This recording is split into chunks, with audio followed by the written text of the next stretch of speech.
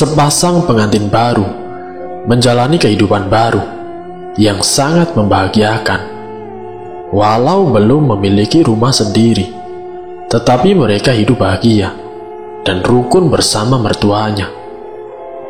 Tidak ada hal yang aneh ataupun keganjilan apapun dalam menjalani kehidupan sehari-hari. 3 bulan berselang setelah pernikahan, keganjilan mulai nampak. Ibu mertua yang mengalami keganjilan pertama kalinya. Di suatu pagi kala itu, ibu mertua sedang ingin membersihkan halaman belakang. Lalu dibukalah pintu belakang rumah. Betapa terkejutnya sang ibu melihat gundukan garam. Ya, gundukan garam. Tapi gundukan ini sangat aneh, karena garam itu tersusun dengan rapi, berbentuk segitiga, seperti piramida, di mana angin yang berhembus tidak merusak suasana garam tersebut. Ketika garam itu disentuh oleh sapu lidi, yang memang sudah dipegang oleh ibu mertua dari awal, garam itu runtuh dari bentuknya. Tanpa pikir lama, sang ibu segera menyerok garam itu dan kemudian membuangnya. Sinar matahari kini mulai meninggi, dan Dani pun berpamitan kepada sang ibu mertua untuk pergi bekerja. Sebenarnya sang ibu ingin sekali bercerita kejadian yang baru dialaminya, tapi sang ibu mengurungkan niatnya itu kepada menantunya. Lalu Dani pun mencium kening neneng sang istri dengan penuh kemesraan untuk pamit bekerja. Selepas Dani pergi, sang ibu menghampiri si neneng, putrinya yang sangat cantik. Lalu sang ibu pun bercerita tentang kejadian yang baru dialaminya. "Neng, ibu ada perasaan tidak enak. Tadi di halaman belakang rumah ada gundukan garam, Neng, tepat di belakang pintu." "Mungkin ada pedagang sayur yang garamnya terjatuh, Bu," sahut si neneng. Namun sang ibu menegaskan, "Tapi Neng, tidak ada bungkus garamnya, dan gundukannya itu rapi sekali dan berbentuk seperti piramida. Ibu takut ini sebuah pertanda buruk, Neng." "Jangan berkata begitu, Bu. Kita berdoa saja agar tidak ada apa-apa," jawab si neneng. "Tapi Neng, ibu jadi semakin khawatir. Ibu takut ada apa-apa, apalagi ini yang kedua kalinya." "Ayah sudah tahu belum, Bu?" "Belum. Ibu belum bercerita sama ayah, Neng." "Ya sudah, biar neneng saja yang cerita ke ayah." Saat itu juga, neneng menghampiri ayahnya yang sedang menonton acara televisi sambil menikmati segelas teh hangat. "Ya, tadi ada gundukan garam di depan pintu rumah, dan yang sebelumnya juga ada gundukan garam, tapi di pintu belakang rumah. Neng sama ibu jadi takut ya." Ayah neneng pun terdiam, seperti memikirkan sesuatu. Namun sepertinya ayah neneng mengetahui sesuatu. "Ya, kok diam saja?" sahut si neneng. Tidak apa-apa, Neng. Cuma ayah teringat cerita-cerita dulu. Jika ada garam di depan rumah, maka akan ada tamu tidak diundang." "Tamu tidak diundang bagaimana ya?" tanya neneng antusias. "Seperti akan ada kiriman teluh atau gangguan gaib, Neng." "Masa sih ya? Neneng jadi tambah takut ya." Sudah, kan ada ayah di sini," ujar ayah neneng sambil tertawa agar anaknya tidak merasa khawatir yang berlebihan. Hari kedua pun berlalu dan tidak terjadi apapun. Namun sama halnya dengan kejadian yang pertama, di hari ketiganya, Keganjilan itu mulai menunjukkan eksistensinya. Waktu hampir menjelang subuh, dengan suasana masih terasa hening. Belum ada satupun yang terbangun. Mereka masih terjaga di dalam tidurnya. Lalu tiba-tiba, duar! Suara itu memecah keheningan. Mereka pun terbangun oleh suara yang sangat keras itu. "Itu suara apa, Neng?" tanya Dani suaminya. "Aku tidak tahu, Kang," jawab Neneng. Lalu mereka pun kemudian keluar dari kamar, mencoba mencari tahu asal dari suara itu. Bersamaan dengan itu, sang mertua pun ikut keluar dari kamarnya.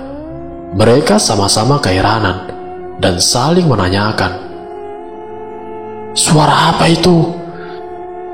"Sepertinya asal suara itu dari ruang tengah rumah ini," kata si Dani. "Ya, Bapak pun menduga sepertinya memang dari ruang tengah. Tapi tidak ada apa-apa di sini. Tidak ada benda yang terjatuh dan tidak ada benda atau apapun yang berubah posisinya. Aneh," sahut si Dani. Suara azan pun bergema dari berbagai arah. Waktu subuh pun telah tiba. Sudah, lebih baik kita sholat dulu," kata sang ayah. Kebetulan hari ketiga ini hari Sabtu, jadi tidak ada aktivitas bekerja dari pihak laki-laki. Biasanya sang ibu dan Neneng melakukan kegiatan mencuci pakaian mereka. Awalnya Neneng mengumpulkan pakaian kotor dan menaruhnya di kamar mandi di sebuah ember besar. Neneng pun keluar dari kamar mandi, hendak ke warung untuk membeli sabun cuci. Tidak lama kemudian, sang ibu memasuki kamar mandi. Namun di saat pintu kamar mandi dibuka, sang ibu berteriak tidak jelas, memecah suasana yang damai di pagi hari itu. "Ada apa, Bu?" tanya Dani khawatir. Sang ayah pun ikut menyusul menghampiri. Lalu sang ayah memeluk istrinya yang sedang ketakutan. Di saat yang bersamaan itu pula, sang ayah melihat apa yang terjadi di dalam kamar mandi. Tidak mau kehilangan momen, Dani pun dengan sigap melihat ada apa di kamar mandi itu. Sebuah pakaian kotor yang ditaruh di ember itu saling menyatu dan saling mengikat, sehingga membentuk seperti mayat yang dibungkus kain kafan atau seperti pocong. Pakaian yang sudah menyatu berbentuk pocong itu dalam posisi berdiri tegak, seperti ada yang memegangi pakaian kotor itu. Selang 20 menit, Neneng pun kembali dari warung tanpa tahu apa yang telah terjadi. Melihat Dani suaminya keluar dari kamar mertuanya, Neneng pun menaruh curiga. "Kang, ada apa, Kang?" tanya si Neneng. "Sudah, lihat sendiri saja kondisi ibumu sana." Neneng pun kemudian masuk ke dalam kamar ibunya yang sedang berbaring dengan wajah pucat dan lemah. Di samping ada ayahnya. Neneng pun menanyakan apa yang telah terjadi. Ayahnya pun menceritakan kejadian yang baru dialami ibunya. Neneng terkejut. Perasaannya bercampur antara percaya dan tidak. Neneng pun kemudian langsung bergegas ke kamar mandi. Tapi di sana sudah ada Dani yang sedang membuka setiap lilitan dan juga ikatan pakaian itu. Jadi si Neneng tidak sempat melihat bentuk itu. "Sudah, ayo kita cuci berdua di sini, biar cepat selesai," ucap si Dani. "Kang, kok bisa seperti ini sih?" tanya si Neneng. "Sudah, cepat kita cuci saja. Aku mau menemui seseorang yang mengerti hal ini," ucap Dani menjelaskan. Mereka pun menyelesaikan cucian itu dengan cepat dan kemudian menjemurnya.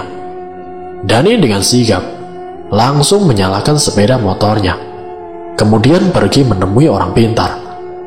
Sampai ke tempat tujuan, seorang teman Dani yang dulu satu pondok pesantren dengannya. Dani pun kemudian menceritakan tentang hal-hal yang aneh yang baru saja terjadi di rumah mertuanya. "Baik, kita ke rumah mertuamu sekarang," ucap teman Dani. Tidak butuh waktu yang lama, sampailah mereka berdua kembali ke rumah mertua Dani. Temannya Dani pun langsung memberikan air putih yang sebelumnya sudah dibacakan doa-doa kepada sang ibu yang sedang mengalami shock berat. Kondisi ibu mertua kini kembali membaik. "Tolong kami anak muda," ucap sang ibu. "Saya akan berusaha sebisa saya, Bu," jawab teman Dani. Teman Dani pun kemudian memercikan air doa ke setiap ruangan dan juga sudut-sudut rumah. "Mudah-mudahan rumah ini sudah aman, tidak ada gangguan lagi," ucap teman Dani sambil beliau pamit untuk pulang. Waktu terus berlalu sampai waktu menunjukkan jam 9 malam. Tidak ada kejadian yang aneh-aneh lagi. Mereka semua merasa yakin sudah terbebas dari gangguan gaib itu berkat teman Dani. Namun di saat mereka mengobrol-ngobrol santai, selayaknya anak dan juga orang tua, sambil melihat tontonan televisi, tiba-tiba saja pajangan besar yang terbuat dari keramik yang berada di atas lemari di ruangan itu secara tiba-tiba terjatuh dengan keras. Suara pecahan keramik itu memecah suasana kehangatan sebuah keluarga malam itu. Sontak seisi rumah terkejut, kaget. "Loh, kok bisa terjatuh?" Neneng pun dengan sigap membersihkan pecahan keramik itu. "Sebaiknya kita istirahat saja, sudah malam," ucap sang ayah. Mereka pun kembali ke kamarnya masing-masing. Mereka pun tertidur dan berharap malam ini cepatlah berlalu. Waktu menjelang subuh, Dani pun terbangun dari tidurnya. Namun saat menengok ke samping tempat tidurnya, Dani tidak melihat sang istri. "Neneng kemana ya?" tanya Dani dalam hati.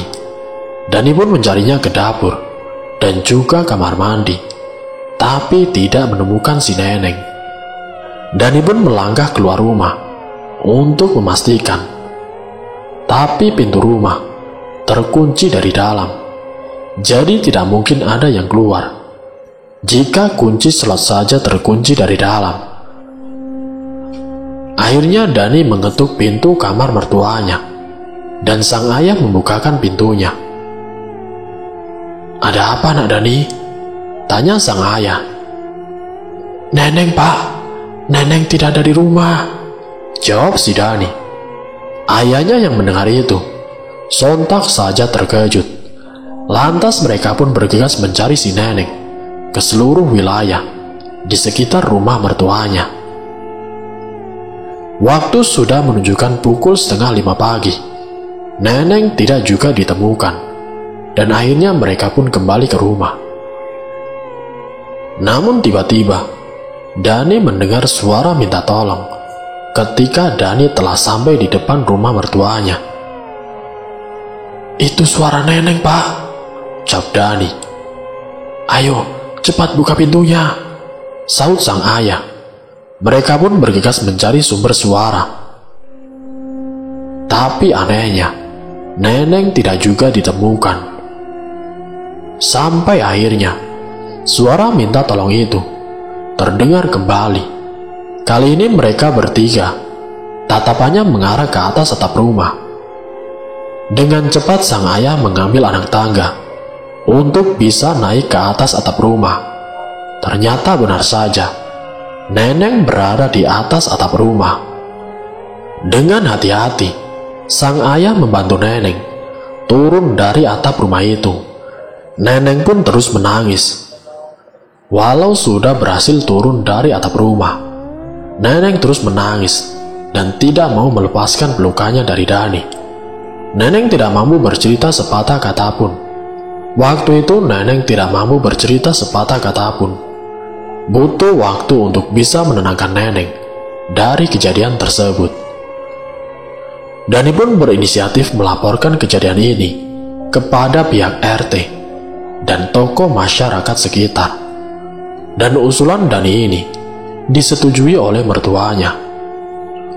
Kemudian mereka pun berunding dengan Pak RT dan juga tokoh masyarakat atas kejadian-kejadian aneh yang menimpa mereka akhir-akhir ini. Mereka pun mengambil keputusan untuk mengadakan yasinan atau pengajian setelah sholat Isya selama 7 hari lamanya. Yasinan pertama dilakukan hari itu juga setelah sholat Isya. Masyarakat pun berkumpul di rumah mertua Dani untuk melakukan yasinan. Awal yasinan berjalan dengan lancar, tapi di pertengahan yasinan terdengar suara yang sangat bergema yang entah dari mana asalnya. Suara itu seraya berkata, "Ho ho ho ho ho. Kalian baca ayat suci atau baca apa? Hah? Dasar manusia. Sini saya ajari kalian semua." Suara itu sangat keras dan bergema, membuat yang hadir di pengajian itu nyalinya menjadi menciut. Lalu kemudian jin itu membaca surat Yasin dengan fasih dan sangat jelas di setiap ayatnya, membuat mereka yang hadir menjadi kebingungan dan juga keheranan. Ada rasa kagum dari suara jin itu. Rasa itu bercampur aduk, tapi mereka yang hadir tetap melanjutkan membaca Yasin. Namun belum selesai membaca surat Yasin, tiba-tiba gelas yang berisi teh manis hangat yang sengaja dihidangkan untuk mereka yang hadir di pengajian malam itu terpecah secara bersamaan di hadapan para jamaah. Pecahan kaca itu ada yang melukai anggota tubuh jamaah yang hadir, dan akhirnya pengajian pertama itu menjadi bubar karena para jamaah merasa ketakutan. Mereka berlarian keluar rumah. Pak RT pun menyarankan agar pihak keluarga mengungsi ke rumah tetangga atau saudara terdekat. Kabar kejadian saat pengajian itu tersebar dengan sangat cepat ke seluruh penjuru desa. Kabar yang beredar saat itu bermacam-macam. Ada yang dilebih-lebihkan dan ada juga yang mengurang-urangkan.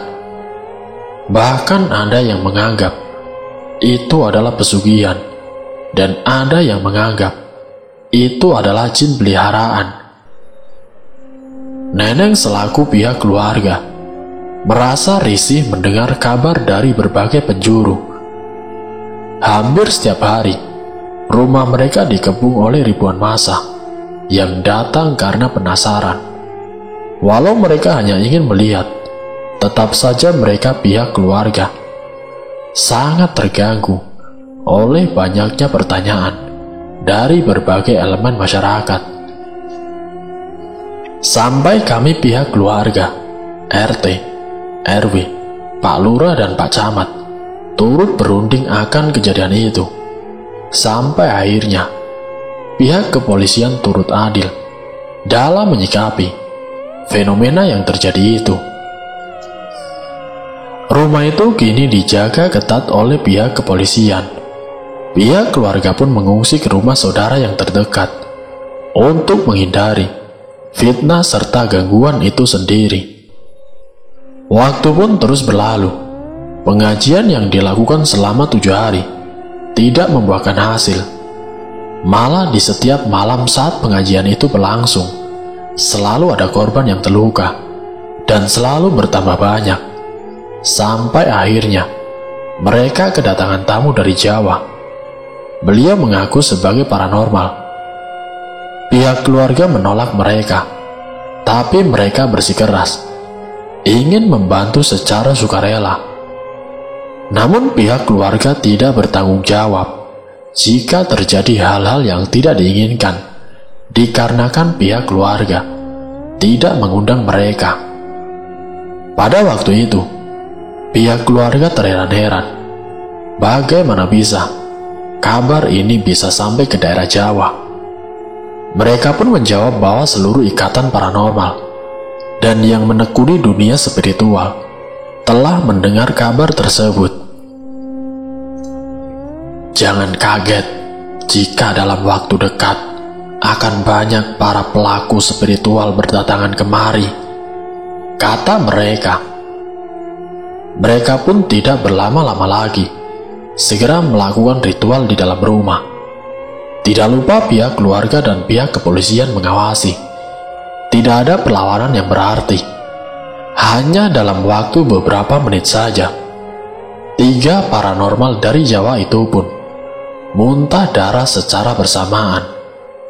Mereka pun menyerah dan menyampaikan pesan kepada pihak keluarga bahwa jin yang bersemayam di rumah ini adalah panglima perang dari kerajaan jin di salah satu gunung tertinggi di Jawa Barat.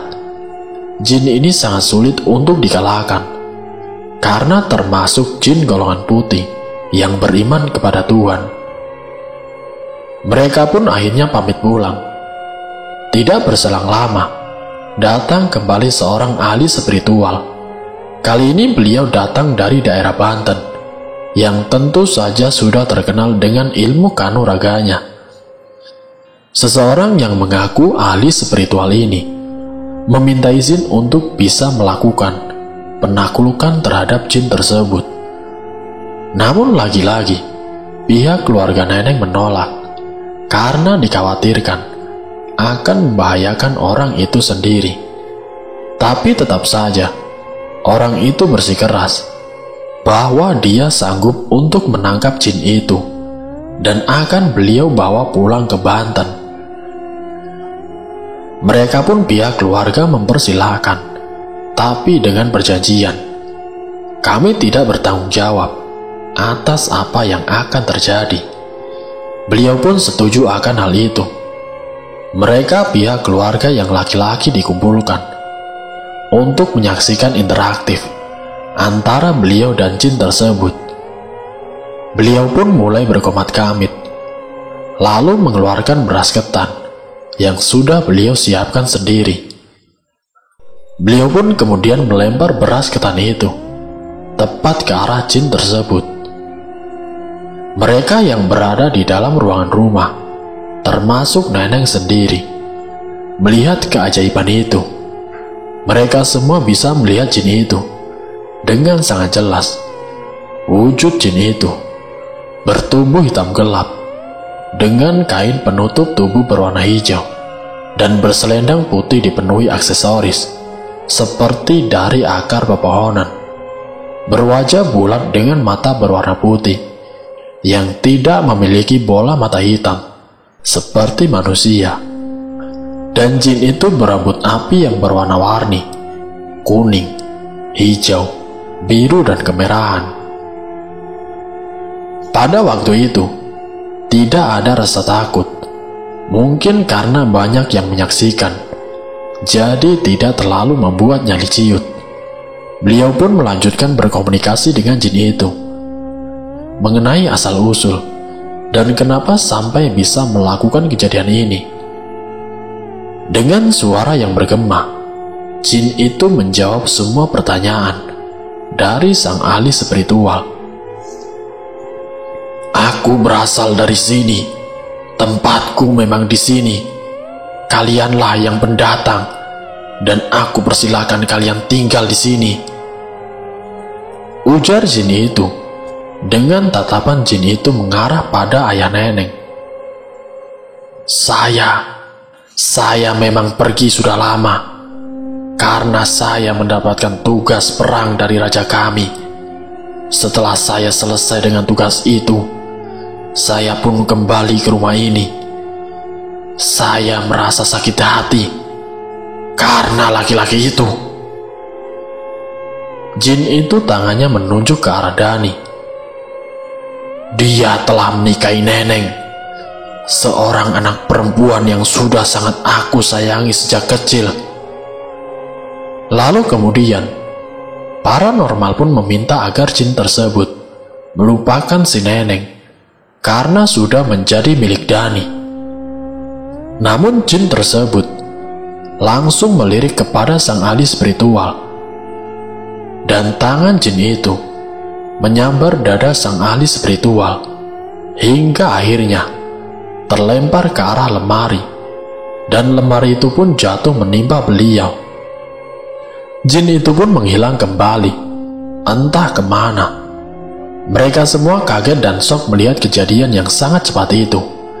Sampai akhirnya mereka semua tersadar dan segera menyelamatkan sang ahli itu dari lemari yang menimpanya. Seperti yang sudah-sudah, akhirnya beliau menyerah juga. Entah sudah berapa hari kejadian ini berlangsung, sepertinya tidak akan pernah selesai. Rumah itu seperti dijadikan ajang adu kekuatan oleh segelintir orang. Ditambah lagi mereka kedatangan paranormal yang sudah tidak asing lagi di kaca pertelevisian. Sama seperti yang sudah-sudah, beliau juga ingin berinteraksi dengan jin tersebut. Tapi bedanya, beliau hanya berkomunikasi dengan jin tersebut. Paranormal kondang ini menawarkan sebuah solusi, yaitu menghargai rumah itu seharga 1 miliar.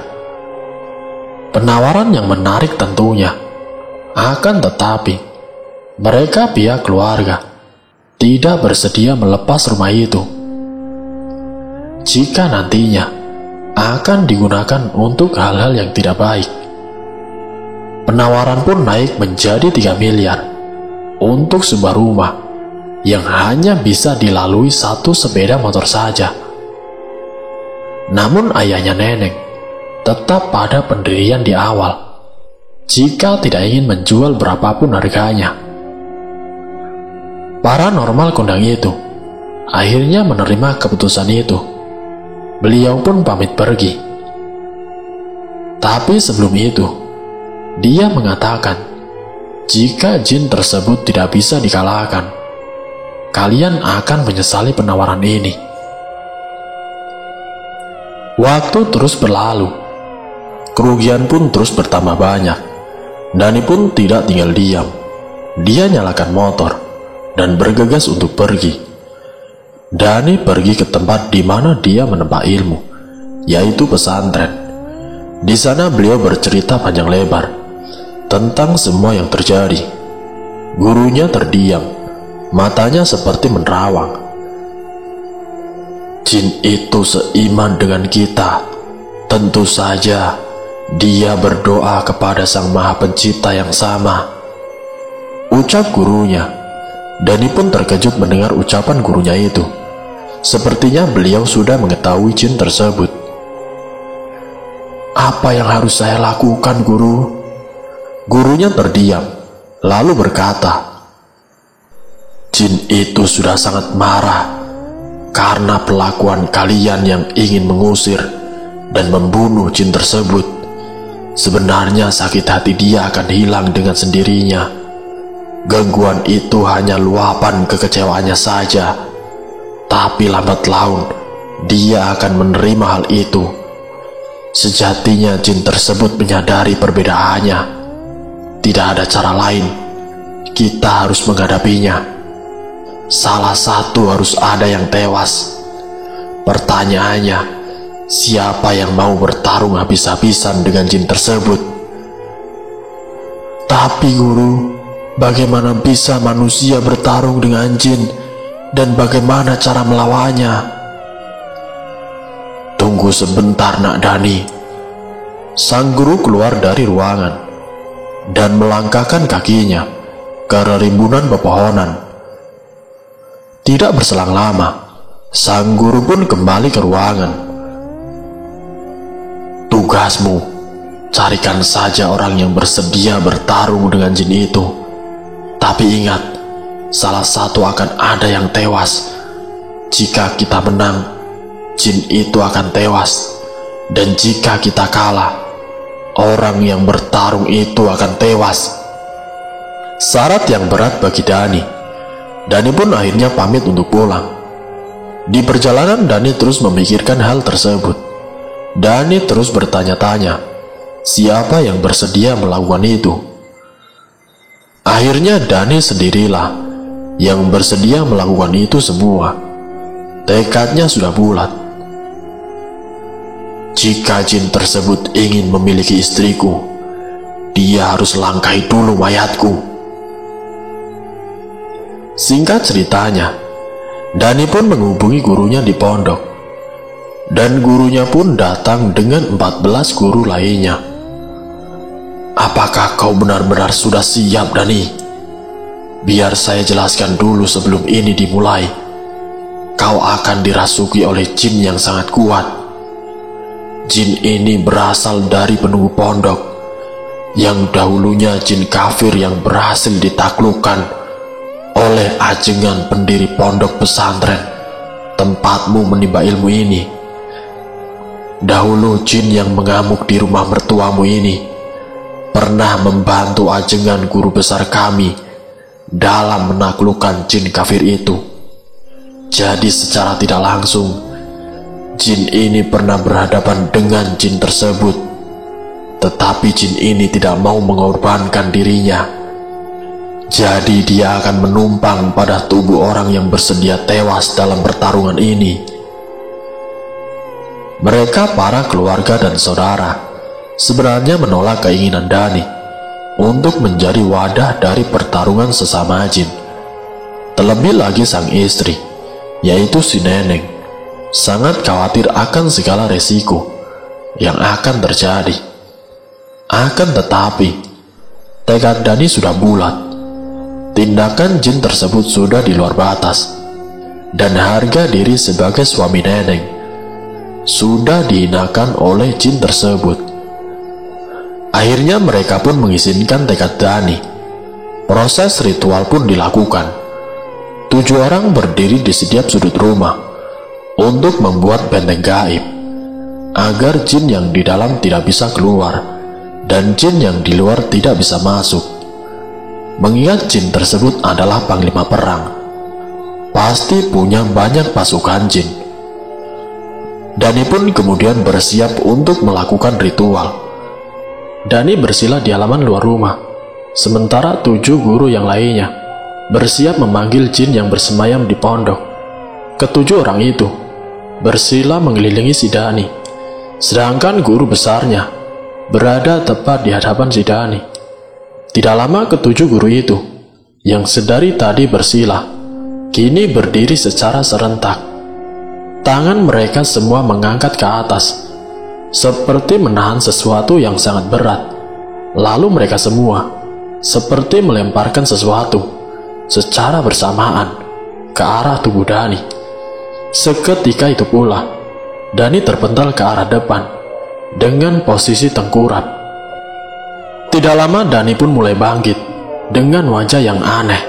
Matanya mengecil, dengan senyum menyeringai mengerikan. Dani mulai berdiri, dan di hadapannya sang guru besar pondok mencoba menuntun langkah Dani. Dani berjalan dengan langkah gontai, sempoyongan, sampai beberapa kali terjatuh, lalu bangkit dan berjalan lagi, lalu jatuh lagi. Namun meski demikian, Dani tetap tersenyum menyeringai, sangat mengerikan. Entah sosok apa yang telah merasuki si Dani.